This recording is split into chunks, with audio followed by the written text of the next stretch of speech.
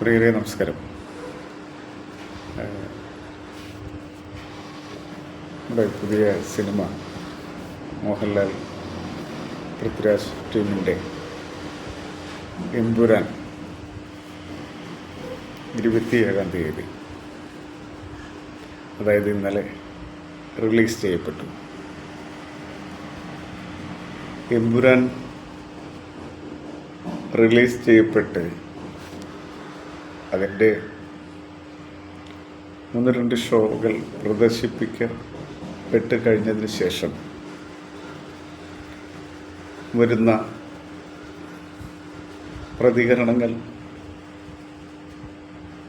വളരെ രസകരമായി തോന്നി. കാരണം ഞാൻ ആ സിനിമ കണ്ടിട്ടില്ല കേട്ടോ. ഈ തിരക്കൊക്കെ കഴിഞ്ഞ് ഒന്ന് പോയി കാണണം.